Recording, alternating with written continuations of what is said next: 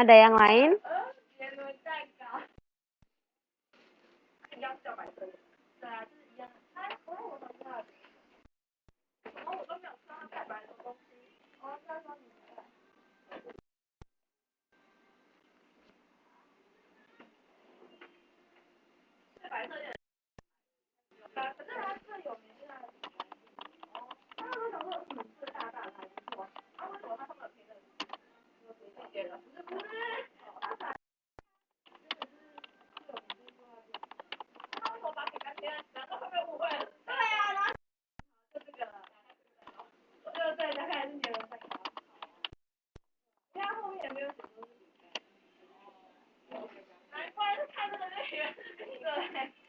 Gimana?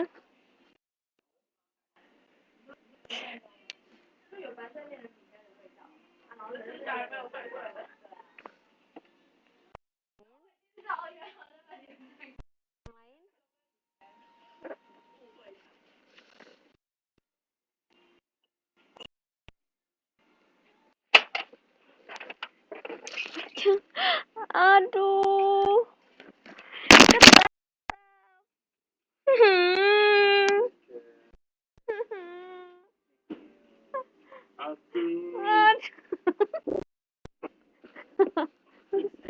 Iya, it hurt. Enggak apa-apa. Kaki saya ketatap meja. Jempol. Ouch. Oke, kita lanjutkan.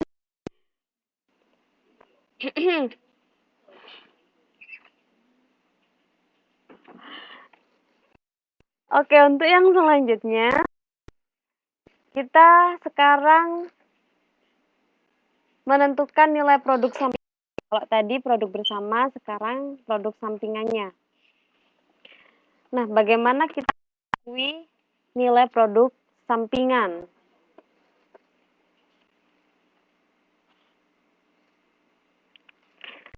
Untuk yang ini kalian bisa lihat modul sambil lihat modul halaman 8.28 hingga ke belakang.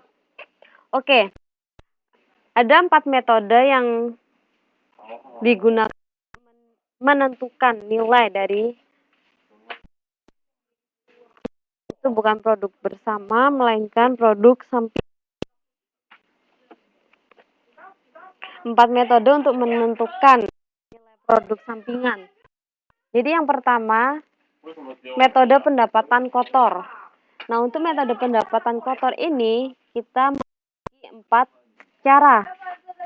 Yang pertama adalah metode pendapatan produk sampingan sebagai kita mengakui pendapatan dari sampingan itu sebagai penghasilan lain. Nah, bisa dilihat di modul halaman 8.3 pada laporan keuangan itu, yang kita asumsikan pendapatan kotor yang berasal dari penjualan sampingan sebesar 1.500.000. Nah, pada laporan laba ruginya ini, pendapatan dari produk sampingan diakui sebagai penghasilan. Dia ada di bawah penghasilan operasional. Jadi seperti dari penjualan produk utama dikurangi dengan biaya barang yang terjual, laba kotor, dikurangi biaya pemasaran dan administrasi, sehingga dia menghasilkan penghasilan operasional. Nah, dia ditambah penghasilan lain yaitu dari pendapatan produk sampingan. Untuk pendapatan produk sampingan yang diakui sebagai tambahan pendapatan penjualan, dia berada tepat di bawah penjualan produk utama. Dilihat di modul halaman 8.30. Jadi dia langsung di bawah penjualan produk utama sebelum dikurangi dengan biaya yang terjual. Untuk pendapatan produk sampingan yang diakui sebagai pengurangan biaya barang terjual, posisi dia berada setelah persediaan akhir. Jadi dia biaya produk yang tersedia untuk bisa dilihat di modul halaman 8.31. Jadi hasil penjualannya dia mengurangi biaya untuk produk yang tersedia untuk dijual. Yang terakhir, diakui sebagai pengurang biaya produksi. Di sini posisi dia tepat di bawah biaya produksi total. Jadi di biaya barang yang terjual, di situ ada persediaan. Kemudian ada biaya produksi total sebesar Rp16.500.000 dengan dikurangi penjualan produk sampingan. Jadi dia mengurangi biaya produksi total. Nah, itu untuk 4 metode yang termasuk metode pendapatan kotor. Nah, bagaimana pendapatan bersih? Yang pertama yang harus kita lakukan adalah mengakui adanya kebutuhan untuk mengalokasikan atau traceable cost pada produk sampingan. Jadi di sini untuk biaya produk sampingan dia dinilai signifikan. Hal itu dikarenakan produk sampingan mengalami proses lebih lanjut sebelum dapat dijual setelah titik pisah. Jadi setelah titik pisah tadi dia mengalami pemrosesan lebih lanjut sehingga dapat dijual kembali.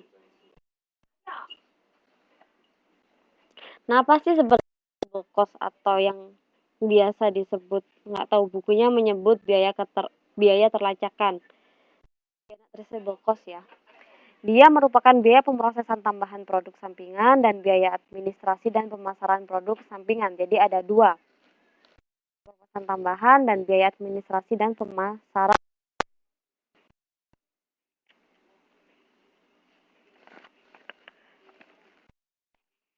Nah, sehingga kembali lagi.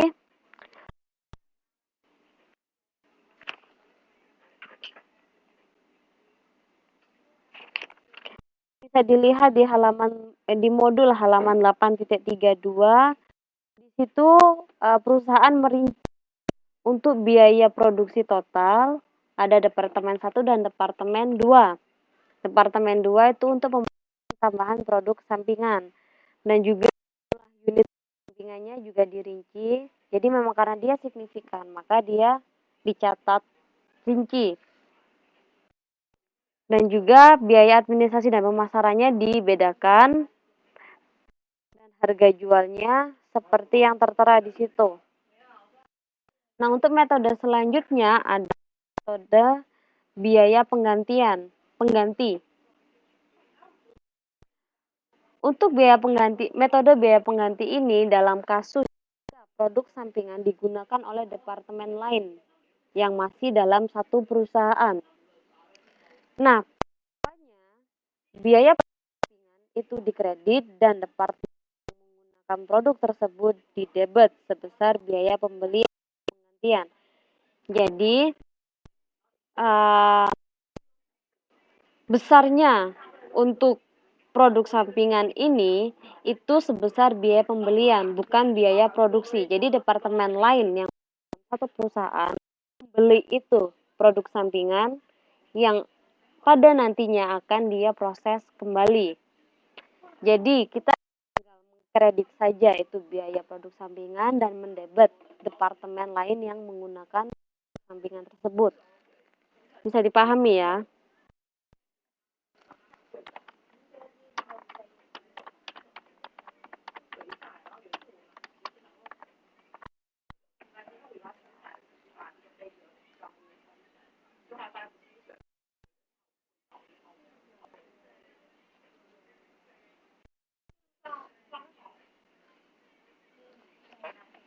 Bisa dipahami? Jika bisa dipahami, saya lanjutkan untuk metode nilai realisasikan bersih. Untuk nilai terrealisasi ini itu merupakan atau bisa kita dapat dari estimasi penjualan. Jadi estimasi hasil penjualan dari produk sampingan dikurangi pemasaran ditambah biaya pemasaran. Untuk hal-hal yang lainnya,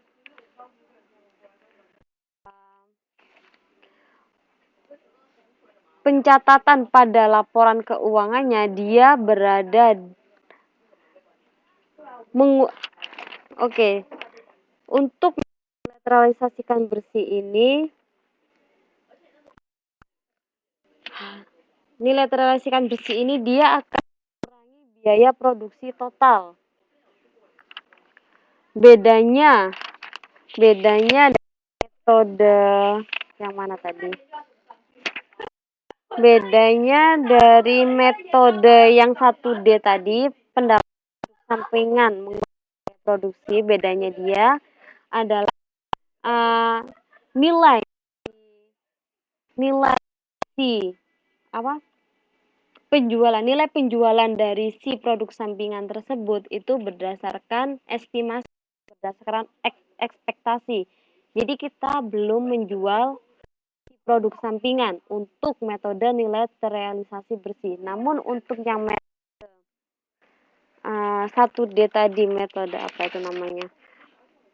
Metode pendapatan produk sampingan mengurangi biaya produksi, dia sudah terjual untuk biaya untuk produk sampingannya sudah terjual. Namun untuk metode nilai terrealisasi bersih ini merupakan ekspektasinya, jadi belum terjual. Bisa dipahami ya?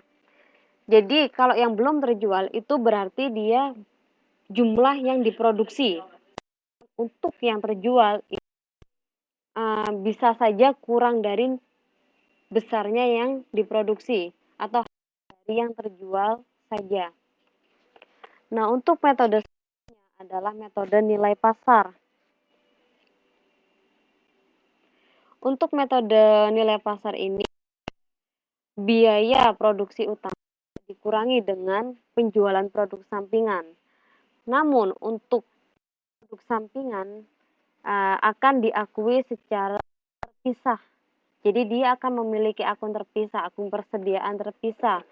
Akan memiliki biaya-biaya yang terpisah, baik itu biaya pemrograman maupun administrasi dan pemasaran akan diakui secara terpisah dari produksi utamanya.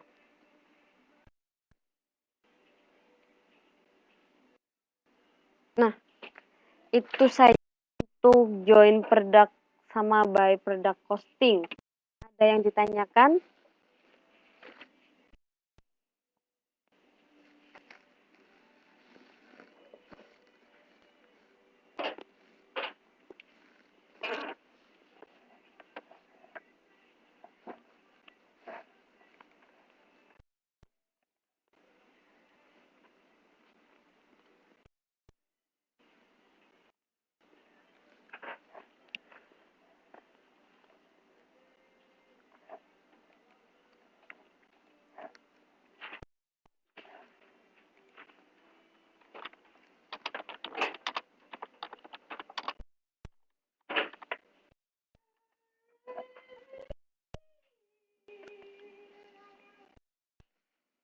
Oke. Ini udah slide terakhir. Jika ada yang ingin ditanyakan yang lain, silakan. Oh ya, saya akan upload sekarang untuk tugasnya ya.